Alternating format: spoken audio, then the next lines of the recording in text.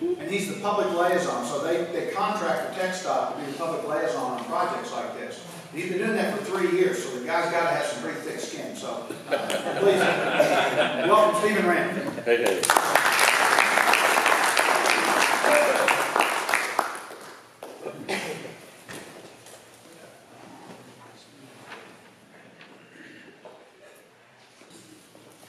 Howdy. Howdy. So as Mr. Curry has stated, my name is Stephen Rand, and I am the State Highway 26 Mobility Coordinator for this project. And just to expand a little more on what a mobility coordinator does, it's a fairly new concept within TxDOT, but we bring in some civil engineering experience to the Public Information Office of TxDOT and go to some of the more high-profile projects around the region and work as a, like Mr. Curry stated, a public liaison between the public, the businesses, and the project team for State Highway 26, as in this case. So it helps to reduce the amount of questions that the contractor has to deal with. We kind of formulate all concentrate all those questions down into one thing and get it to the contractor so he's not inundated with so many requested things. In addition to that, we provide the technical updates for the city to put into their project webpage to disseminate information out. And so that's kind of the background of a mobility coordinator. It's being pretty useful to TxDOT at this time. So I always like to start with a little work zone briefing minute, safety minute. And this morning I'm going to talk about driving in work zones. First off, you always want to follow the work zone signing. This is not only for your safety, but there's always, when the traffic fines, you get pulled over in a work zone, those traffic fines can be double sometimes. Second thing is be patient while you're traveling through a work zone. You know you've got to travel through that work zone. Leave your house a little bit earlier. Make sure you get to your destination on time. And lastly, stay alert. Distractions are one of the major causes of crashes in work zones. So texting and talking on devices is a distraction to drivers. So limit that as much as possible. Just some quick facts about the project. It's essentially goes from south of John McCain down to south of Brown Trail, a little over 3 miles, at a cost of about $38 million at this point. What's going to happen when it's completed, we're going to have a nice 6-lane facility out there with center medians and left turn bays throughout the limits of the project. It also involves reconstruction of the Little Bear Creek Bridge and reconstruction of all the major intersections throughout those limits. We're also going to be adding landscaping throughout the project. We're going to have sidewalks and pedestrian lighting as well as street lighting on both sides of the roadway. The project, essentially the status of the project is we have 4 phases that we're working through. Phase 1 has been completed, and that was mostly work done on the west side of the roadway of 26. Phase 2 began in March of this year and is estimated to be completed by this fall. Phase 3 is going to last approximately 8 months, and the final phase will last approximately 5 months. And so we are on schedule to have a project completion in the late 2019. So on the southern end of this project, we are currently in phase 2, where we are working on the west side of the roadway to put in the new southbound travel lanes. And that involves the reconstruction, the actual final part of the Little Bear Creek Bridge reconstruction. We have shifted all the traffic in that section over to the east side on some new pavement. Phase 2 on the north end, essentially from north of Center Park up to John McCain, that involved reconstructing, or actually leveling out some of this middle area of the roadway. Phase 1 again had already completed the southbound lanes in that section. And so the contractor was able to actually accelerate phase 2 of this part of the project and get through that at a quicker pace, which gets us into phase 3 work, which we're currently in from just about Pleasant Run up to John McCain. We have already shifted traffic over to some new pavement on the west side of State Highway 26, and we're beginning to construct the northbound lanes on the east side of 26, as you can see out on the roadway. On the south end of the project, once we've completed that work down here, we will essentially shift all the traffic to the outside new pavement and begin working on the permanent center median areas in that section. The final phase of configuration is going to be typically all the traffic on the outside of the roadway in both directions, and we'll begin putting in the permanent center medians and also the permanent crossovers throughout that segment of the whole limits.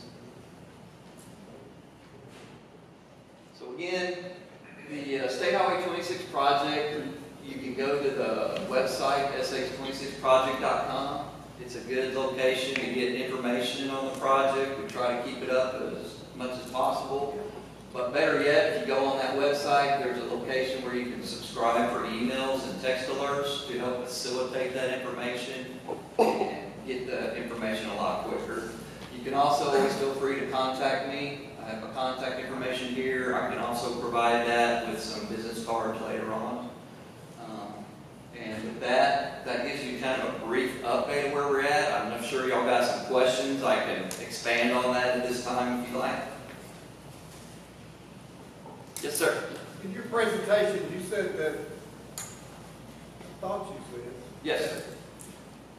The project would be completed this fall. I'm sorry, I You misspoke. said fall of 2019. Fall of Late 2019. 2019. Correct.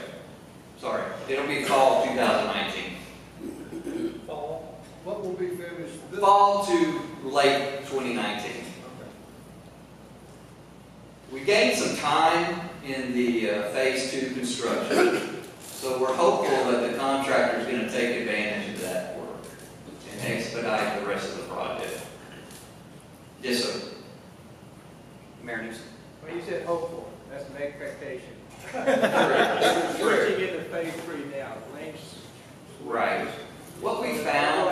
Overlap between 2 and 3 would provide that. Correct. What we found in phase 1, there was a lot of utility conflicts that we came across while we were putting in storm drain. Phase 2, we did not have that problem because we're working in the center of the roadway. Phase 3, which we're just getting into, we had more storm drain put in, which is underground, and that tends to come in conflict with more utilities. We're hopeful that we're not going to find that on this side of the roadway as we did on the other side. That is the expectation at this time. Yes? Yeah, Steve, I had a question. I talked to several people up around the Market Street area, Hall Johnson, and they had said the power had gone off some businesses for like an hour and a half. Was that an accident? Was that something planned, or do you know? I am not aware of that. I can't answer that question. It had nothing to do with State Highway 26 construction. Okay. When a roadway is expanded, like we're doing on Colleyville Boulevard, what is the natural rate, the rate of traffic increase? What will that be based on your studies of other similar projects? Can we expect a lot more cars, or just the same amount of cars moving smoother? Right. When we design these new roadways, we take that into account projected volumes in the future. So you're going to see that initially, once the project is completed, you probably won't see a lot of change. But over the next following 10 years, you'll see an increase in volume, because typically what happens is if you build it, they're going to come. And we're adding capacity in this section to the roadway, so we're anticipating more traffic to come through there at that time. I don't have an exact rate, per se, to tell you that, but most roadway projects will attract more traffic. Yes.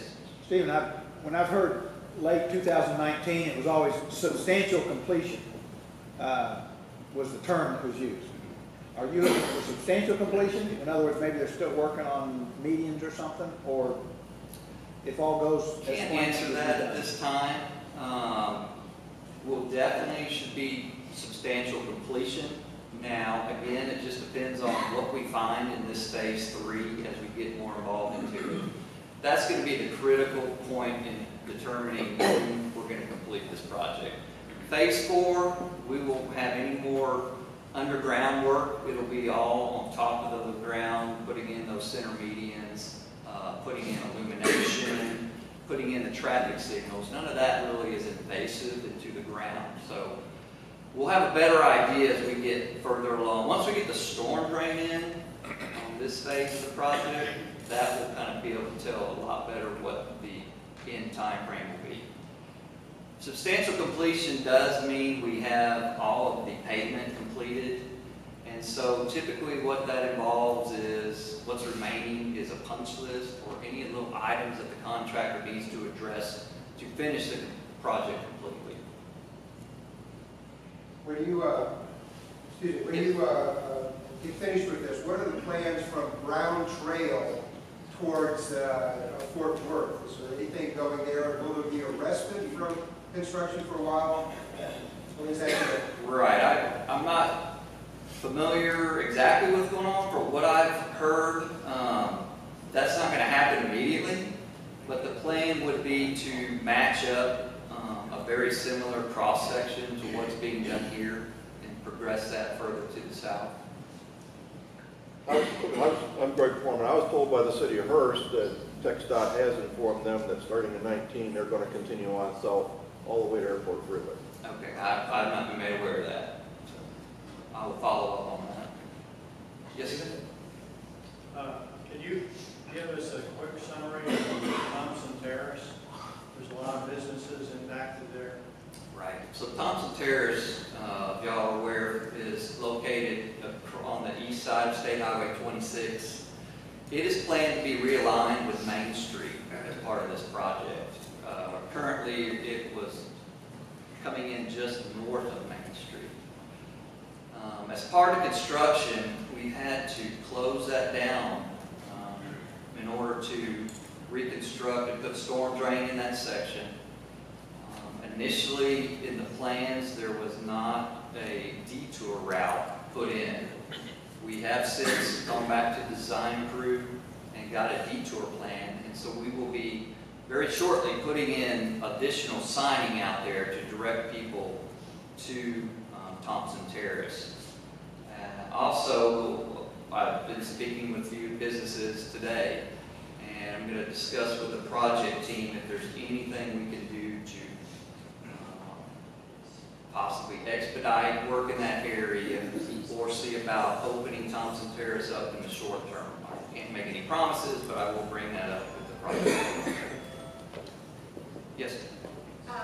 Thank you, first of all, for being here today and being one of the street walkers that went to see all of the businesses. I have a couple of questions that we were asked, or I was asked, that I really didn't have answers to. Okay. So, one of the concerns is the speed limit has stayed is the same.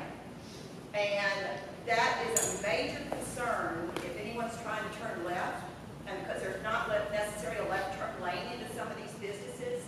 So the question is, between now and the end of this project, is there any way this can be lowered?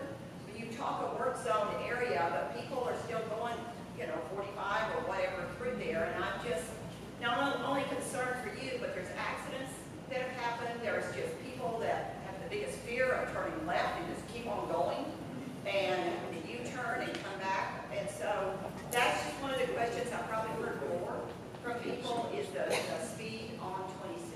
So we addressed this concern back in last year, this time actually, brought up. And at this time, the contractor does not have a concern with the speed as far as feeling safe and unsafe. And it was initially looked at in the original design, and and that's where that decision is made, to keep the speed or to lower it. There's a lot involved in getting a speed lowered on a roadway. You just don't lower it. It has to be brought up essentially by the jurisdiction of that area, which would be the city of Colleyville. And then it would have to go to a state board to determine if that needs to be done at that time. So there's a lot more involved. So what we're trying to do is keep the Colleyville Police Department active on the project, which they have been. They are enforcing the speed limit out there fairly diligently. The other things we're trying to do is just keep the public informed of when we have traffic shifts out there, so they're aware of that. As far as increase in crashes, we have been looking at those, and we're not seeing a substantial increase in crashes with this project at this time. There has been a slight increase in crashes over the length of the project, but there's not any real pattern. It's been up and down very month to month compared to prior to the project beginning. So at this time, we're not looking at changing the speed limit out there. We ask that the residents please honor the speed limit and be very diligent.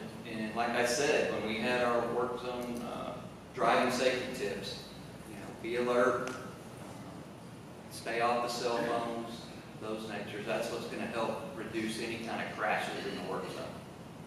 Yes, sir. Thank you. Second question real Yes. quick. Your driveway signs, can those be any larger? And because here, for instance, if people are trying to figure out where they cut across, you come along those things very quickly because they sort of blend. And if there was a way they could either stand out better so people could see them coming quicker, Yes, then so they can turn one way or the other and be able to know. those are a standard size guide sign that we utilize on projects. They don't have them in a bigger size. That was done for safety reasons. And that's going to probably just be the best that we're able to get out there at this time. I think I had my hand up first. No, you didn't. As a follow on to what she was saying, Yes. talking with businesses, the movement of the replacement of those signs is not necessarily following the crossover. As the crossovers change, certain businesses told me that the sign was not moved, people are pulling up, and then they're afraid of driving off the cliff where the sign is versus having the crossover with the change in pavement. Right. So as far as that would be something we looked at. Right. Move, So the contractor, it takes a little time to get some of those signs moved. I mean, it's an active work zone and things are dynamic throughout. And when they come up to a certain driveway and need to do work in that area, sometimes those signs are in the way, but they try to get them placed back as quickly as possible or put in a different location as quickly as possible. Along that line, sir, listening to people and driving there myself, how come you don't have, where you're going to, you keep moving the orange barrels, but all the barrels look alike? And so why is it there a consideration, maybe you could talk to your upline about this, of making a different colored barrel where the entrances are? Because we can't see, when you're looking, you're trying to not have red. And those barrels are identical, and when you're looking at them linear, and I'm sure the mayor would agree, because we've observed this, and we've had people complain that driven off the road, if we had, every time you move those crossovers, a different color barrel, we know that signifies a crosscut, or something like that. So when you see those barrels out there, those are standard traffic control devices that have been approved by the feds in the state to be used. What you're talking about is something that would not fit in the guidelines that we have at this time. No, I'm talking about exactly what you're talking about. They're not right. Maybe their guidelines are wrong. Because it's not working for the Right, and so the guidelines would have to be adjusted, and that takes research and state guidance to get that done. So I mean, that's a good suggestion. I like that suggestion. So that's something that can be discussed with TxDOT. Yes. Process question then. So when suggestions like that come up, that these have reasonable people, What's the process for us to make that request and get it started? Well, that would be something we would need to bring up with TxDOT and get them to do some research. They would have to do research and to try to get that. It's a whole new dynamic to what is in their formal, the Texas MUTCD, the Texas, guide that tells them what devices they can put out on the roadway for their safety. Well, the reason I'm asking that, a while ago you made a comment about speed limits in the city or the jurisdiction needed to initiate that. I hadn't heard that. That's why I'm asking. I'm the mayor of the city, I need to do something to initiate a request. Right. I mean, that's one way. You can contact TxDOT, and if you have those kind of thoughts, bring it up with them and discuss that with them. Yes, sir. Certainly Colleyville's priorities are Colleyville. TxDOT's priorities are this project, and sometimes they're going to butt heads, right? So what's stopping Colleyville from just putting up our own barriers? Would that cause a problem, or can we go ahead and just get that done since our interests are not obviously aligned with yours on the safety issue? Because it's a state roadway. Right, but it's our citizens that are falling off cliffs. So we obviously don't have time for the processes to work out. So what's going to happen? You're going to put us all in jail? We try to protect our citizens? We do what we can as far as following the guidance that is provided to us. Right. So as long as they're following the traffic control plan that the design engineer has put in place, then that's what's going to be put out there. Getting things changed, additional things, it's difficult. No doubt about it. Right. It takes years of research to get that put into the process. Yeah. Okay. I got a question. It might be kind of a silly question, and it's a little after the fact now, but we were just talking as far as business interruption. I mean, we don't build roads for a living, so we don't know what that looks like. But does it ever make sense to just like close one block and where you put these businesses disruption for 2 weeks, 3 weeks, or a month, but it's not 3 years or it's not 2 years, and then you move to the next chunk?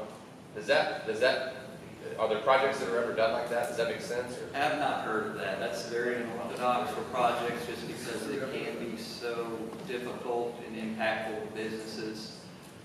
Sure, if we could come in and close down State Highway 26 Boulevard and reconstruct it without any vehicles allowed on it, it would be a very quick project, but that's just not really feasible. We're trying to maintain mobility throughout this project. Essentially, we're driving on a road that we are reconstructing at the same time. So that's a bit of a challenge to do, but I think this project in itself is doing very well. When you compare this to other projects throughout this region even, this contractor has maintained a very clean project. The temporary pavement he's put down has been very good pavement as opposed to some other projects I've seen. So, as well as the schedule, he has been very diligent in getting this project moved forward. And I think meeting that schedule in late 2019 is a very good time frame, and sticking to that, I think it's going to happen, and I think you are going to be very happy with this end product. It's just getting through it. It's a little impactful. Center Park in 26, it was torn apart in April, and they haven't touched it since. When should we expect that to be paid? Right, so that was one of the locations that we did have a utility conflict that had to be resolved down at Bransford. And so they started to put in storm drain, came across I think it was a water line. And when that happens, it has to go back to the design engineers, and they have to figure out how we can get each of these pieces of the puzzle put back in place. And it takes some time to get that done. That is going to be, you're going to start seeing work again in that section very soon, though. That has been resolved, and work in that area is going to happen real soon. What is that southern section going to look like when 3 lanes north and south pinch into 2? Or the 3 southbound lanes pinch into 2 at Hearst? It'll just be a taper. There'll be, I think the outside lane will merge and taper into those 2 lanes. On the south side of Brown Trail? South side of Brown Trail, correct. Okay. Yes, ma'am. Hi, I worked worked with Carolyn Sims, and we talked to multiple retailers and businesses along Highway 26, and I understand that everything is going according to plan, but this may not be a question for you, but really for the city. What are we supposed, excuse me, to tell these businesses that are going out of business or laying off employees because people just keep driving past because they can't get into these businesses, or it's too much of a trouble to go down Highway 26? I mean, businesses are being crippled right now, and we saw it, and we talked to people that are about to go out of business. It is an unfortunate side effect of road construction. We have said that from the very beginning that there will be impacts. We do maintain access to all of the businesses located along 26. That is a requirement in the project for the contractor to maintain access at all times. Now, it may not be, if there are multiple accesses to the property, that we only maintain one of those at a time, so we can reconstruct. It makes sense to build as large a pieces as possible at one time instead of building small little pieces. It's just easier for the contractor to do it that way. But unfortunately, it is a side effect of road construction on businesses and impacts to residents as well. Yes, sir. Like I said before, that's not the case with Thompson Terrace. You know that. Well, there's certain locations along 26 where there were some older buildings that were built in strange ways. They were built for the old roadway. And so some of those buildings lost front parking, and that was an impact to those buildings. They should have been compensated for some of that stuff, as I understand. But that's just an effect of old structures. But on Thompson Terrace, you've got God knows how many different businesses up and down that little road. And it's shut off completely where nobody can get to it. Right, and as we spoke earlier, I'm going to bring that up with the project team and see if there's anything we can do in the short term. Again, we are going to be putting additional signing out there to direct people to Thompson Terrace via Glade Road. Again, I'll see if there's something we can do in the short term to get open. But we are getting ready to come in there with the storm drain work in that section. It's going to have to be closed at some point to get it reconstructed. Yes? Is the project on time? Yes, as far as we see right now, the project is on time, and again, it was actually accelerated some on the north end as far as stage 2 work went. And so the contractor is actually ahead of schedule from essentially Pleasant Run up to the north, and we're into phase 3, which wasn't really supposed to happen until fall of this year. Is there a way we could accelerate it more? Maybe more? Not necessarily everything, because we still have work on the south end of the project from Pleasant Run down to the Round Trail is still in phase 2. And that work will probably go through the fall of this year. But with that in mind, that work is completed. We're only going to have the center median areas to do in that area. And that work tends to not take as long as what we're having to do when we have to put storm drain in and then come back and build the roadway. Yes? So you just mentioned the center median. So what is going to go inside those center medians? Are we going to have landscaping, or are we going to have low maintenance xeriscaping? It's landscaping in those areas. It's going to be very similar to what you see north of John McCain. It's going to look almost identical to that roadway. And so we're not going to do any type of xeriscaping to keep it not needing as much water? There is some TxDOT in all their wisdom build that in. The fact that we are a very we're in a drought state now, and will be for many years. The landscaping, as I understand, the landscaping work is actually being looked at by the city now to be altered, and I don't have specifics on that as we speak. I was going to say that. The city's going to assume the landscaping responsibility for this part of 26, and we have a design team right now working on what that is. Is TxDOT going to let you do what you think we need done? Yes. I don't know. They're pretty heavy-handed. So. No, we got to get the worst of it. Question right here. The power pole that are the utility poles, there's a lot of clutter. Is some of that going to be cleaned up and replaced with more pleasing utility poles or light standards or? So, are you talking about the power poles, or are you talking about at the intersections where the signals are on? Probably both. I mean, there's a lot of old utility poles still in place that seem to be probably. That would be a question for Encore. They oversee the utility poles along State Highway 26. Now, all of the intersections are going to have brand new signals brought in with new signal masts. All of those poles that you see out there now with the signals will be replaced. And it'll look similar again to what you see down north of John McCain. Carl, you were asking about the utility poles? Yes. Yeah, I think one of the things, the most important thing that could be done for aesthetics is to get rid of those.